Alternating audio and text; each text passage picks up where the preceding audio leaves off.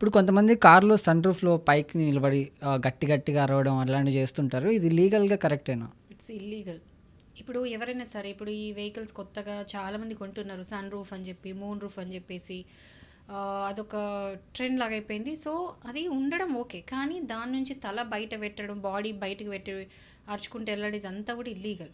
హ్మ్. అదేంటంటే central motor vehicle act section 138(3) ప్రకారం ఏంటంటే ఏదైనా సరే you cannot expose the body part out side of the car. అంటే ఓకే. మీ బాడీ పార్ట్ తల బయట కూడా సన్ రూఫ్ నుంచి మూన్ రూఫ్ నుంచి బయట పెట్టడానికి లేదు. అట్లా పెడితే ఇల్లీగల్.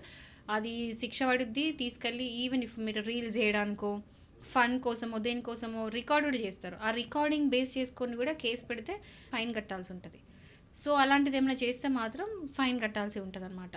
సో అలాంటి ఏం చేయొద్దు. అట్లాంటి రికార్డింగ్స్ అంతకన్నా పెట్టద్దు. ఎందుకంటే మీ అంతా మీరు ప్రూఫ్ ఇచ్చినట్టు. సో ఒకవేళ కనుక ఇది చేస్తూ సపోజ్గా బై ఛాన్స్ ఏదైనా యాక్సిడెంట్ అయినా కూడా మీకు ఇన్సూరెన్స్ ఉండదు. ఓహ్! ఇన్సూరెన్స్ క్లెయిమ్ చేసుకోవాలి. ఎందుకంటే అది మీ నెగ్లిజెన్స్ వల్ల అవుతుంది కాబట్టి. హ్మ్. So sun roof moon roof అని ఎంజాయ్ చేయండి. కానీ ఏంటంటే లిమిటెడ్గా చూసుకోండి. అలా యాక్చువల్లీ చేయకూడదు. ఖచ్చితంగా ఫైన్ పడుతుంది. సో జాగ్రత్తగా అనేది ఉండండి. ఒకవేళ కార్ స్పీడింగ్ టైంలో మీరు అలా బయట నుంచి ఉంటే మాత్రం ఈవెన్ మీ కారు ఇంపౌండ్ అయ్యే ఛాన్సెస్ కూడా ఉన్నాయి. హ్మ్. సో జాగ్రత్తగా ఉండండి.